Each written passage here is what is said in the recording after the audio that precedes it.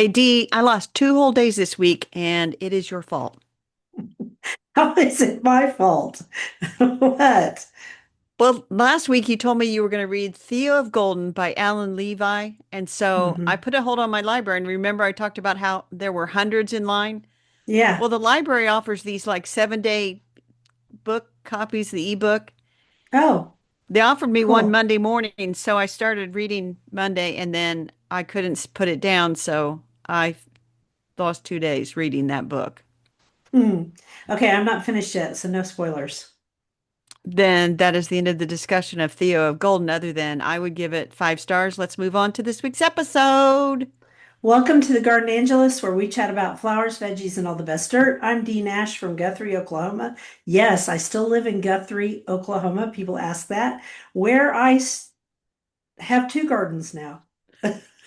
And I'm Carol Michael from Indianapolis, Indiana. I have a suburban garden measured in square feet. It's about a third of an acre. And we are Garden Angelus because we love gardening. We want you to love it too. Yes, we do. And we aren't afraid to spill all of our gardening secrets, the good ones, the bad ones, and even the ugly ones. But let's move on to this week's episode. Good morning, Sunday D.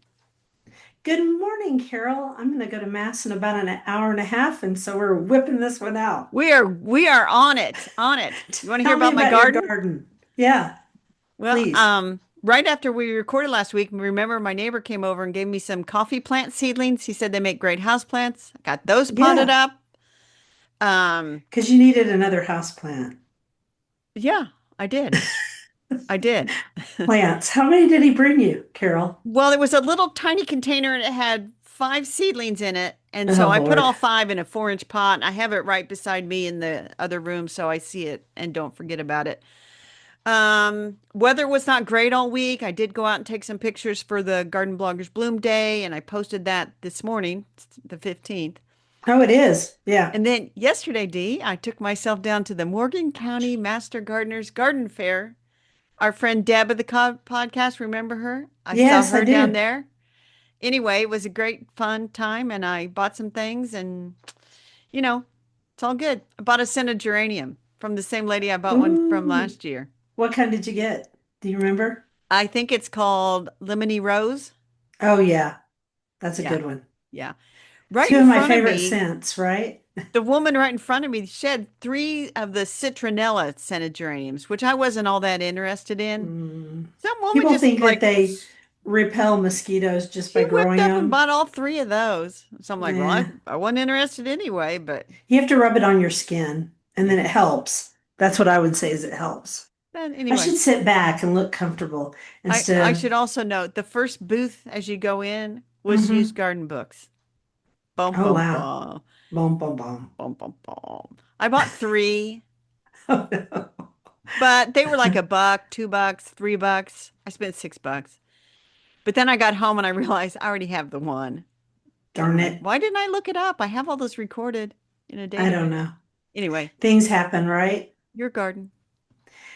My garden, I trimmed back all the roses that I brought to the house and I watered the horrible landscapers plants in my front flower bed here, just because I can't stand to just watch them perish slowly. And then I worked on my sprinkler system, which still does not work right, and I cannot figure it out. So I've got to call Grooms Irrigation for that. And then what else did I do? I watered my houseplants. I moved 2 more houseplants to here. I moved my newest Monstera that's variegated and it's sitting right over there. And then I moved my Pink Princess Philodendron over here. Nice. And yeah, that's all the gardening I did. No, that's not true. I went over to the old house and I trimmed up some of those roses, did a couple of videos. I saw them.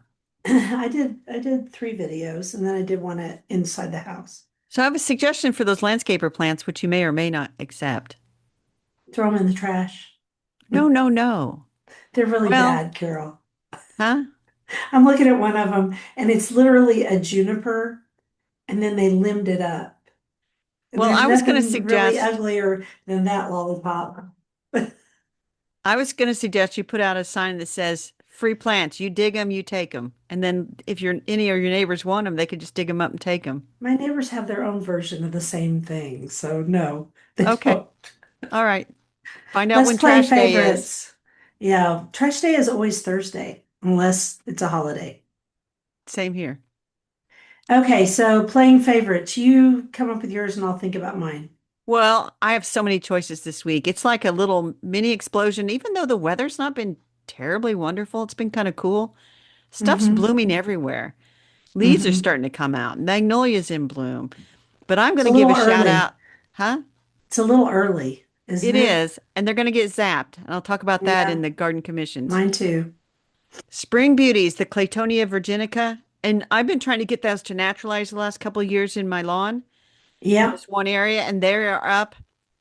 I have a not great picture of them on my blog, and we'll just link to that.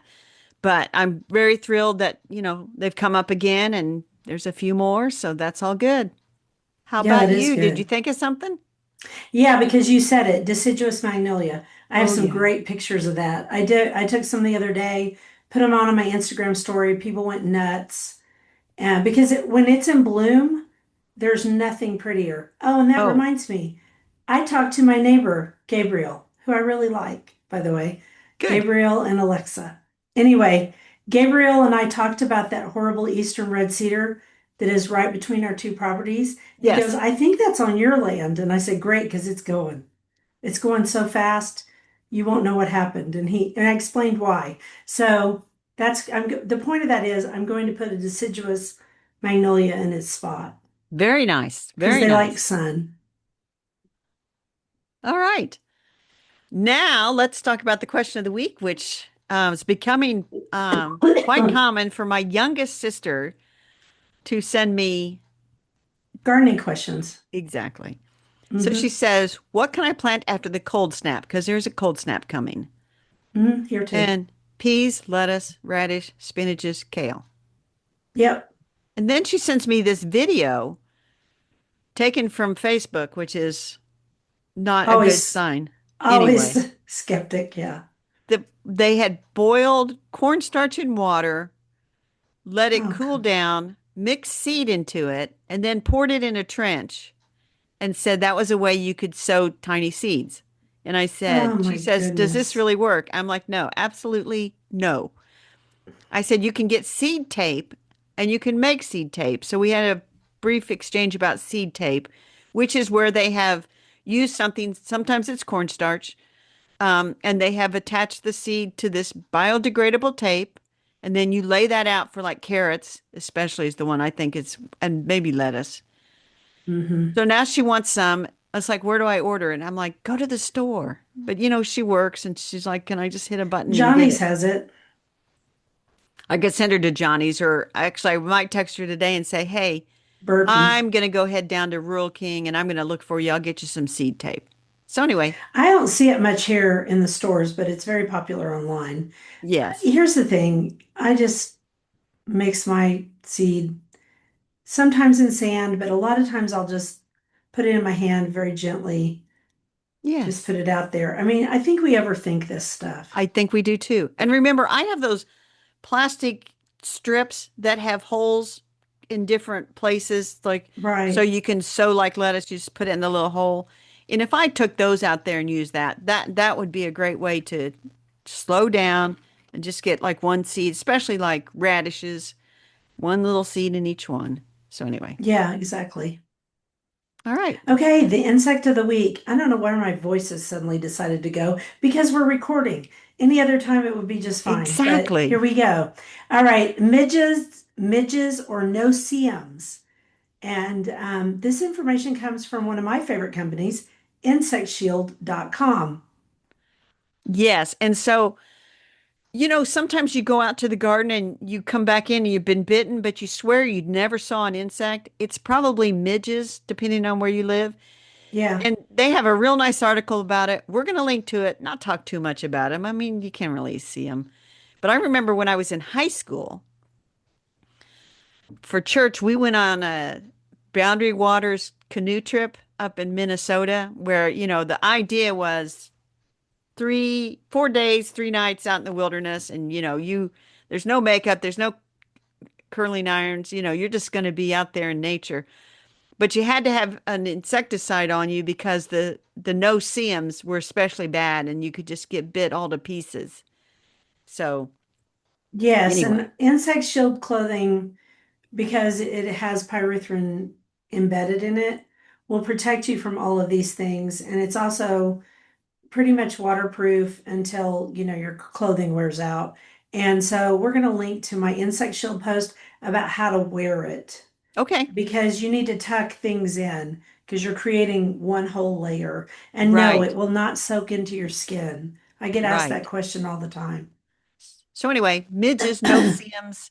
And when you come in, you have mysterious bites. It's usually that. Next week, we'll talk about something else it might be. All right. Could be that, and it could be, yeah, tiny ticks, but we can talk about that next week along with that other insect we're going to talk about. Is it an insect or is it a, We'll find out. that'll be interesting. All right, do the quote, my dear.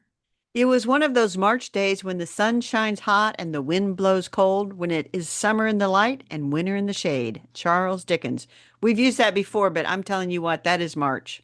That That is is just March. March in a nutshell. Yes. Did you see where somebody turned one of the things I said in that one video into a quote? I did. That's exciting. That was really exciting. I think we should use it next week. When I said it, I didn't think much about it, but Yes, it's we're true. going to use it. Okay, flowers. Other bedding plant flowers you can plant in early spring besides pansies and violas. Is there anything like that, Carol? There is. There is. And I'm going to go through a couple of things that will do just fine in the cold. Yeah, Sweet alyssum is the first one, and tiny, tiny little flowers. It's to put around the edge of the pot. It is very sweet scented, smells like draws honey. draws in pollinators. Now, in your climate, I think that once the heat hits, it's done, and Yeah, you can pretty plant it much. again in the fall. I can sometimes get some of the newer varieties to over summer, as I say, keeping them well watered. And I hang can on just a occasionally second. as long as they don't dry out. I'm going to pause They just a can minute. I'll never be dry right out. back. Okay. Sorry for the interruption. That's enough about sweet alyssum. What's the next one on the list, Dee? It's Dusty Miller, and there are different types of Dusty Miller. There's one with a wider leaf, and then there's one with that kind of ferny foliage leaf, for lack of a Right. better word. I like the one with the wider leaf personally. I think it's pretty, and it's a good foliage plant, has small hairs, so it's silvery. It's a very old-fashioned plant, but it really does handle the cold pretty well. Yes, and I think you're thinking of the one, the Cenotia angel wings is the big one. Maybe. That one to me is one that shows up in May at the garden center or at the greenhouse. I'm thinking about the old-fashioned Dusty The Millers, lazy which, one. yeah, I like it. I think it's pretty. I used to hate it, but it's Claire. It was one of Claire's favorite plants. I even wrote a post about it way back I think when. I remember this. And the next one is ranunculus, which we cannot really grow in Oklahoma. I mean, No. flower farmers can sometimes grow them, but I would not waste my time. Well, and the way I look at it is Courtney's growing them up at the greenhouse. You kind of have to have the trick for it, and you got to start them pretty early, Hmm. because once the heat arrives, they're done. So I would, she'll have some out there, and if I go up there like Hmm. the week before Easter and they look really good, I might buy some to put in a little planter for Easter. But then it's sort of like a cut flower. Once it's done blooming, there's not much else you can do with it. I hate to say, short-lived. Get rid of it. Yeah. And then I just thought of one just a minute ago, and it's poppies, and you have different choices in poppies. There are the Shirley poppy type, and then there's the big tall poppies. There's the bread poppies. There's also those blue Himalayan poppies. Don't even try those. They're almost impossible to grow. So I you think you can buy these as bedding plants in Oklahoma? you can actually right now, I which think I've is seen them a few weird. times. I personally would grow them from seed, but some people do them as bedding plants. Snapdragons, you can always find snapdragons in early spring. They do fine in the cold. I think they do fine in the cold, and lately the new ones do fine all summer long if they get a little bit of shade in the afternoon. So this is a good plant to put in your garden. And it Yes, and adds a little bit of height. Well, I mean, there's different heights, but right. let's say we're just buying the bedding plants and they get about that tall. Well, 6 inches, 6 to 8 inches. So they add a lot of height to where the violas and pansies are. Yes, and you can get them even much taller than that. The tall rocket, I think they call them. I The have to grow those from trick, seed. I can't get those in bedding plants the trick is to deadhead them all the time. all Yeah. the time, deadhead them. And I was hmm going to say, obviously, sweet alyssum, ranunculus, deadheading doesn't matter. But with snapdragons, if you keep deadheading them, I mean, I had one that came up in the patio last year and bloomed all the way till the very bitter end.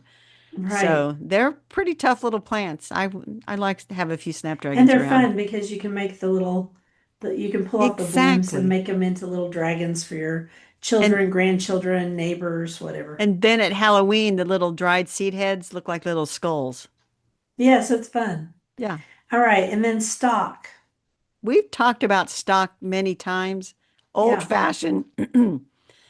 I tried some from seed. I got a few blooms out there, but I started them much too late. In the right places, you can find stock as a bedding plant. Yeah, for sure. Now, I They're don't think not, Courtney's got much stock up there at the greenhouse, but there's another place that might have some. But I grow it for the scent. yeah, and you've got to grow it early. It needs to come in early. Right. So it's a good one though. Oh, now finally in the stores you can get bulbs. Yes, and we're You talking can about get the, tete-a-tete daffodils, the little well, I'm talking daffodils. about like little 4-inch pots where they put like a Yeah. single tulip, a single hyacinth, a single hmm daffodil, and you can put those. And if you're wanting to do like a container, like a special container freezer or whatever, and I'm terrible about growing bulbs in the um, containers over the winter. They just rot for me.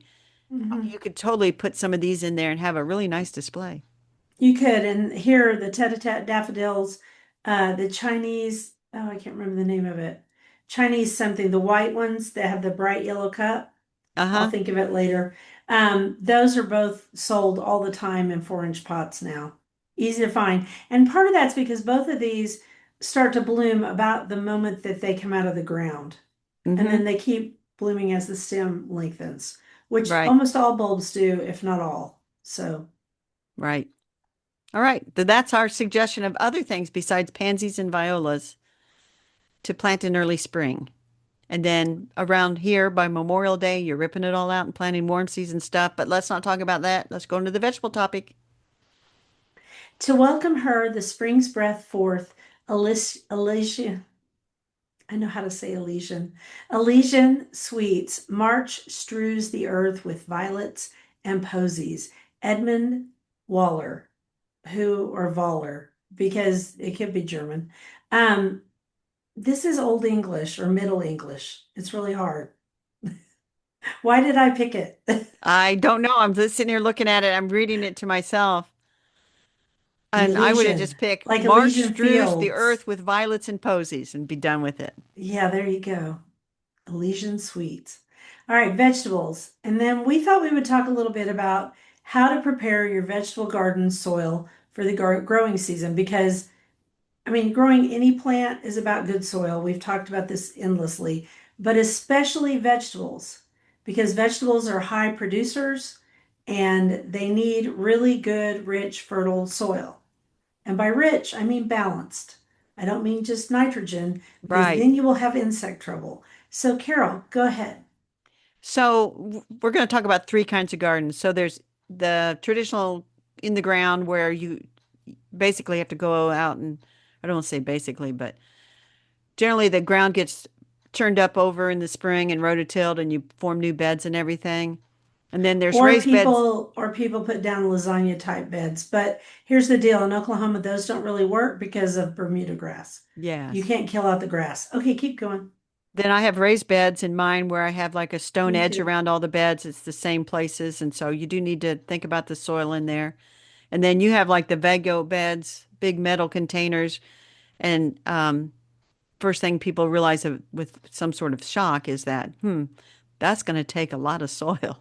It does take a lot of soil. You can do hugelkultur, but you're gonna still have to replace soil every year. It's the same way with all of this stuff. People are always surprised that you need to top up the soil in Yes. these raised beds and in Vago beds, and that's because the organic matter decays, whether Yes. you have small organic matter or big.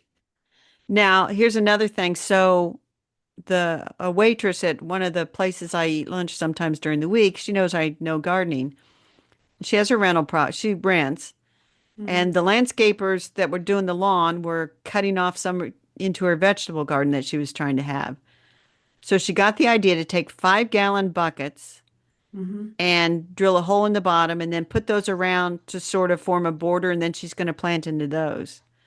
Okay. So I said, "What are you using for soil?" And she's basically digging the soil out of the vegetable garden and putting it in the pot. And I said, Not a good plan. "Not a Doesn't good," I drain said, well. "Well, um, it needs more organic matter than is probably in that soil." And then I said, "How many holes did you punch?"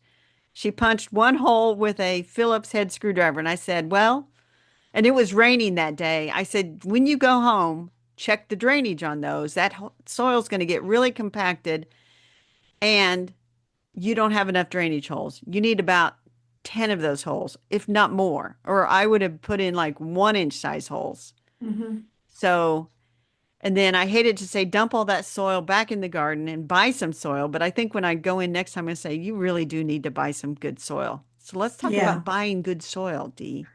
Okay, so you need to, you probably want organic because most people want organic vegetables if they're going to grow them. In my case, I can't use regular organic soil because it has both bone meal in it and manure. But there are a couple of brands that I can buy that have chicken manure in them and chicken, what they call feather meal.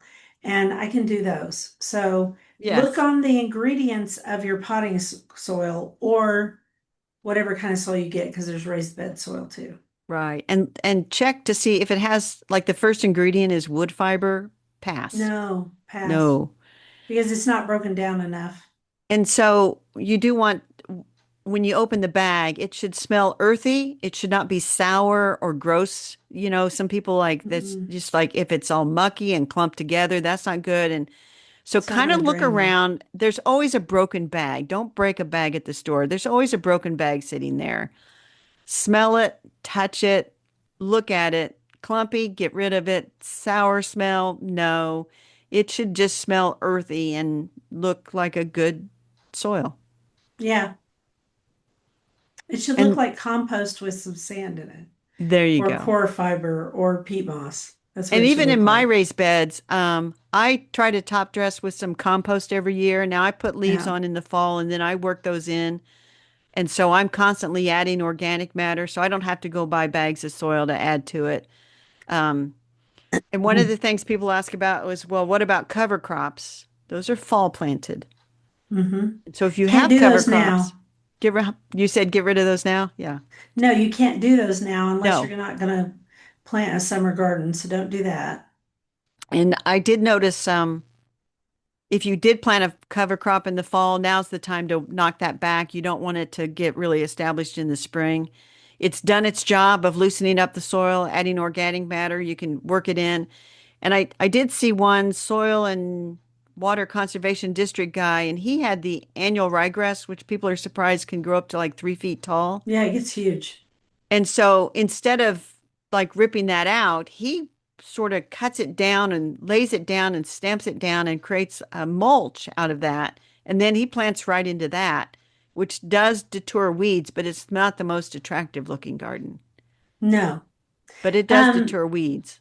if you are going to cut back your cover crop now, which you should, you want to cut it back, don't you, and lay it on top of your soil and let it Yes, dry before you work it into it, right? yes, Okay. yes.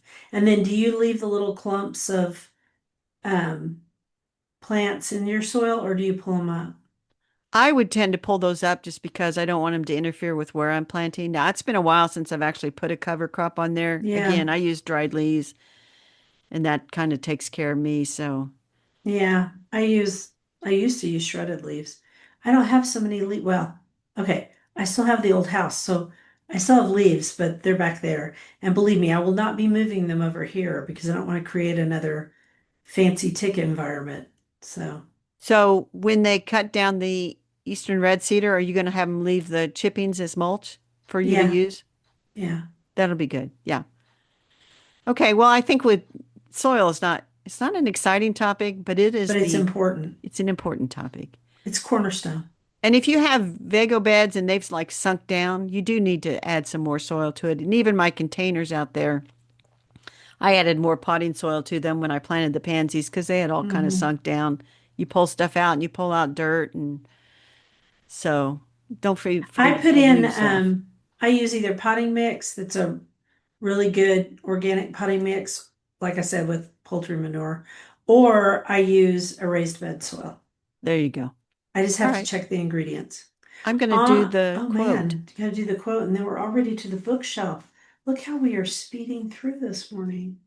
In March, the soft rains continued, and each storm waited courteously until its predecessor sunk beneath the ground. John Steinbeck. Not That always. doesn't really happen here, but I like that. I don't know about that. Okay, on the bookshelf, Modern Floriography, Flowers, Gardens, and Gifts Inspired by the Language of Flowers by Teresa, and I'm going to apologize. I'm probably not going to get this name right. Sabankaya. You did all right, Sabankaya. It might be Sabankaya. I don't know. This is a Okay, fun book, so Dee. It's beautiful too. oh, it's so pretty.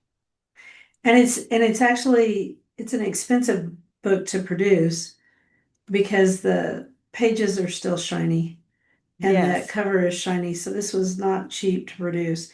It is a beautiful book, and I think it's just worth owning because it is so pretty and it has really good information. So the way this is we've talked about floriography, where what flowers you sent in the Victorian era Hmm. told you what the message was. And Hmm. so Teresa has, and she wrote the Posy book, I think it's called, and we Which have is a reviewed great that one. book. Yeah. But this book has a floral design. It says history, gardening wrapped into one beautifully illustrated book. And here's what she wrote. But somewhere during the course of history, between the ancient hieroglyphics to Shakespeare's literature to the present day, we have all but lost the delicate and splendorous use of our flowers and plants to signify and give depth and meaning to special moments, milestone events, and the countless momentous feelings we perceive throughout our lives. Where are you? I'm at the very introduction, Dee. And she opens up by talking about the state funeral for Her Yeah, Majesty I thought Queen that was Elizabeth. really good because I knew that her flowers represented all kinds of things. Yes, So every flower had the meaning. forward was actually, I gotta clarify something. The forward was actually written by Jennifer Jewell, Ah, very who nice. is from California and wrote she does Cultivating Place, which is her podcast, and she's Right. written some books too. So I love the introduction that the author wrote, and I want you to read the beginning of that about the state funeral. She wrote, at her state funeral, the flowers that were placed atop the coffin of Her Majesty Queen Elizabeth were laden with connotations, sentiments, and symbolism. With intent, they were chosen to convey reverences of remembrance, love, beauty, gratitude, and much more. Within the flowers, herbs, and plants used in this composition, we witnessed a bestowing of great honor and respect for a mother and a queen through the language of flowers. A wonderful example of modern floriography. Which is so fitting because the queen was a gardener and she cared deeply about the landscape of her country along with her people. So it was a perfect, her funeral was just about perfect in so Yes. many ways. And Okay, then so floriography, keep going. Well, Mhm. and then throughout the book, so there's great information on how to make posies and arrange flowers. There's She talks about the plants, the different meanings, and then she's Mhm. got garden notes on them so that if you decide to grow some of these plants, how you might do that. Just some real nice. I mean, it's just an uplifting book in my mind. It's uplifting It and is it uplifting. gives a new way to So, look at flowers and giving of flowers and in growing honor certain of, flowers in order to give sorry, them. man, you're wound up about this. In honor of the book, I'm gonna send my photograph of the bouquet my priest gave me when he came over. He's our friend.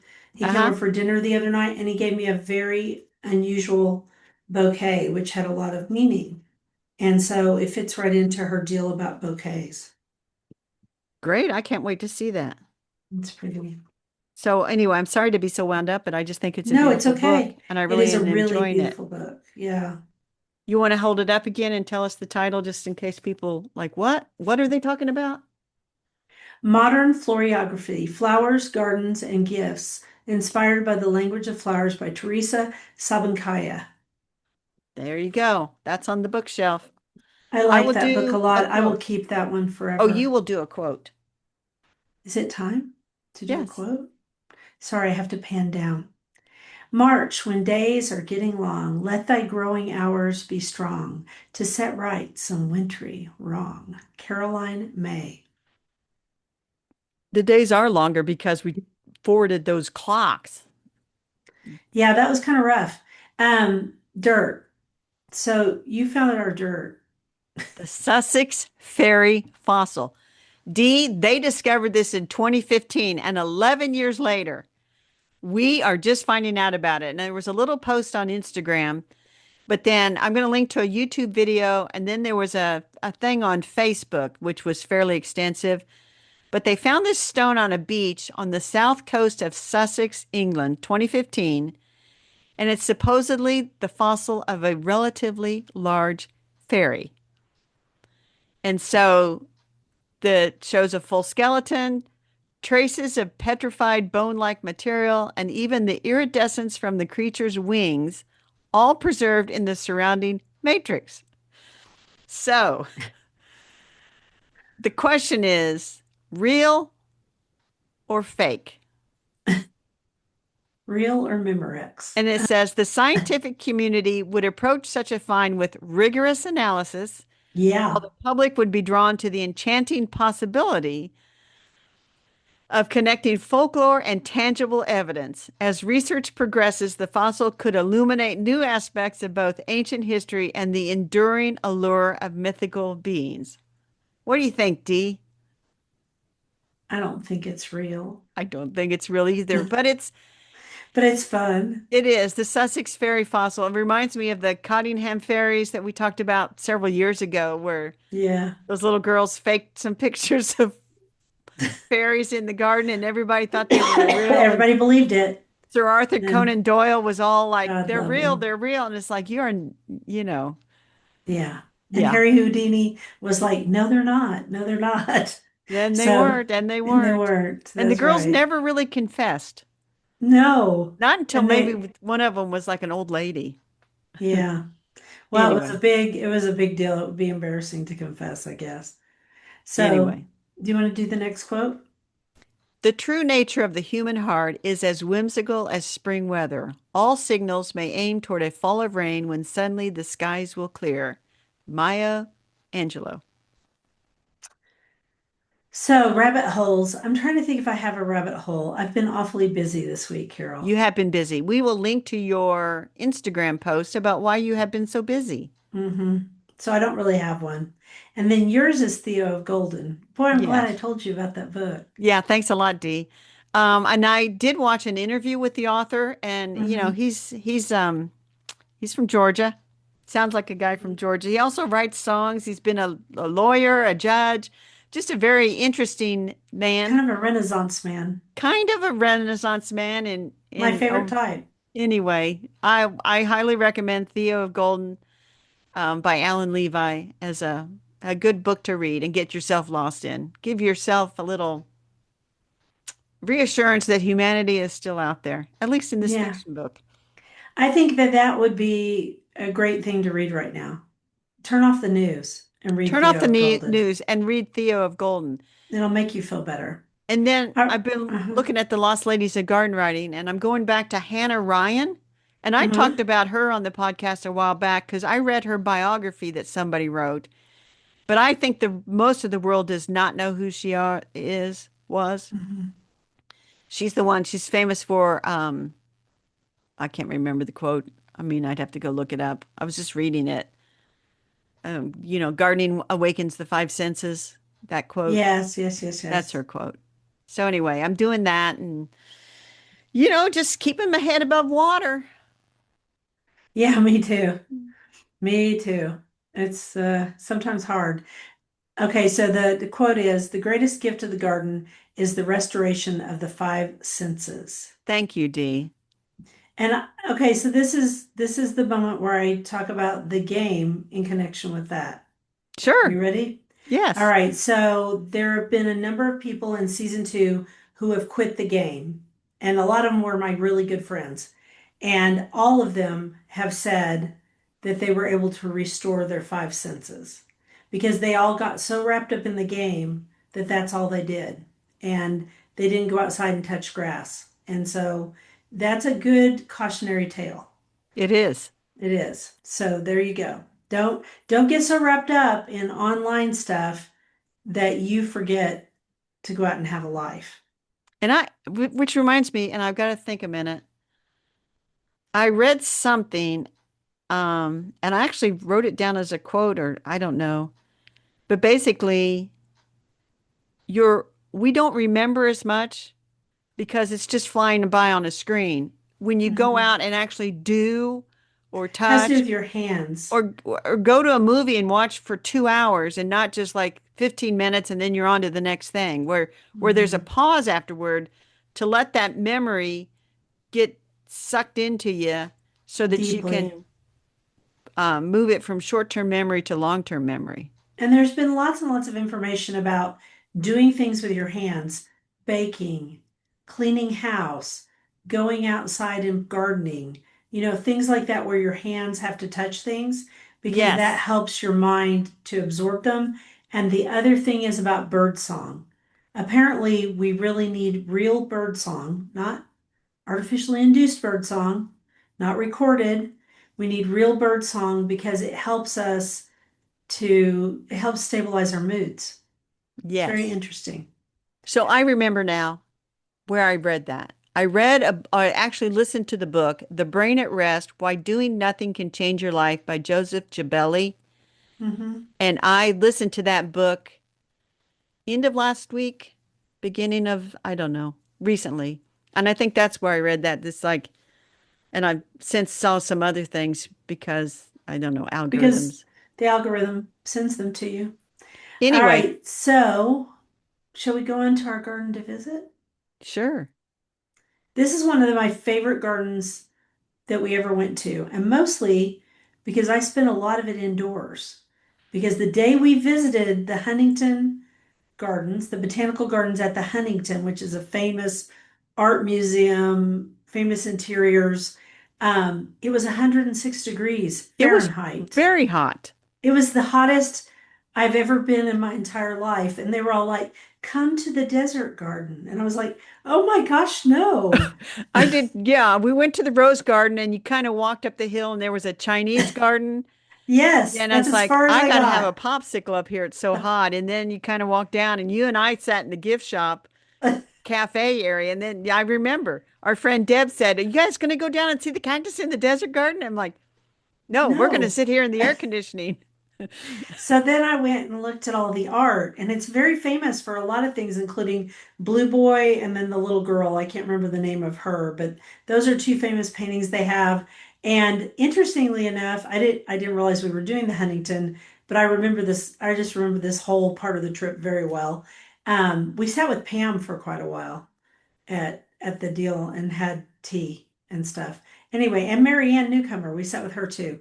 So I went in there, and that interior was used extensively in a murder mystery that I watched. And I can't remember the name of the murder mystery, but it was supposed to be super mysterious and a true story, and it wasn't that great. But the interiors were amazing because they were the Huntington, Yes. that A- house and all the different museums. And I'm looking at they have a library there. And I was trying to think, did we see a Guggenheim Bible there? Maybe, maybe. I was trying to see, don't, here's our Don't quote us on recommendation. that. Go when it's not 106 degrees. Plan an entire day. There is too much to see in just a It's few hours. This beautiful. is a whole day place, and you Hmm. will quite enjoy it. All right.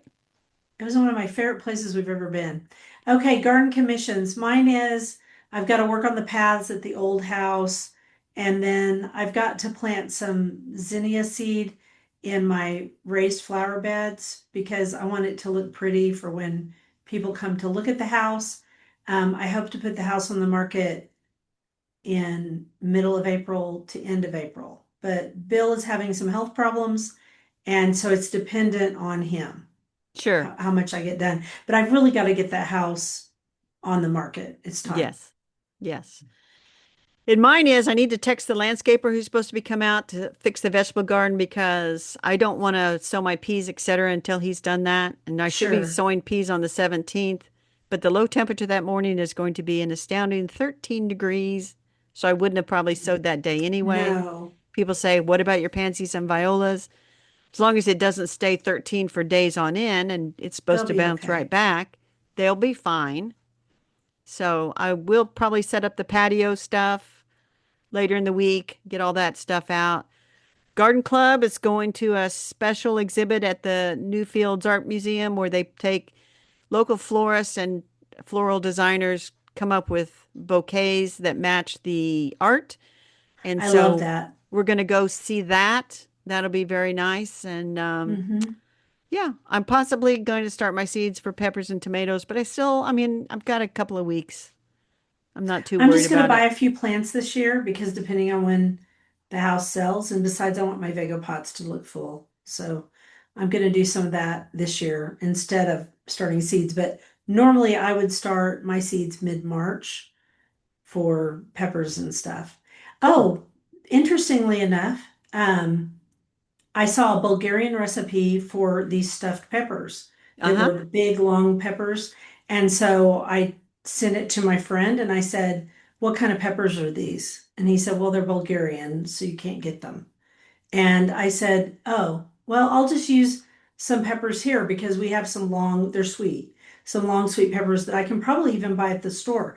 And he's such a, he can get focused. He found me some on eBay, some Nice. seeds. Now, whether I go buy those or not, I mean, that seems like a lot of trouble, but they are really big, which is a little bit hard to find here. And so he was like, "You could use bell peppers." And I was like, "I don't really like bell peppers anymore. I like the thinner skin." So I need to decide if I'm going to buy those pepper seeds or not. And I thought of one more thing. I need to get my, um, I need to get my what is that thing called? Irrigation system. I need to get it fixed. I really do. Very good. Well, I need to get my dryer fixed. I decided not to dry clothes anymore. Oh, they do that sometimes. The They element do. burns out. Darn All it. right, All we're right, wrap done. us up, girl. Thank you for listening to The Garden Angelist. We publish every week on Wednesdays at 12 a.m. Eastern Time. Be sure and follow us on Apple Podcasts. That helps us get noticed by others. And if you subscribe to our Substack newsletter, you'll get a link to listen to the podcast a whole day early and links to products we discuss. Plus, go over to YouTube and see us in person. Full episodes show up on Tuesdays. So if you can't wait until Wednesday, you now have two ways to get episodes on Tuesdays. And if you want to help support us, use our affiliate links. If you buy something after clicking through on them, we earn a small commission and it costs you nothing. Or you can set up a monthly subscription through Buzzsprout or make a one-time donation through PayPal. You also have the option of pledging your support on Substack. Thank you to everyone who has done so. It helps us pay for podcast hosting. It was lovely to chat with all of you over the Garden Gate this week. Bye until next week. Bye, everybody.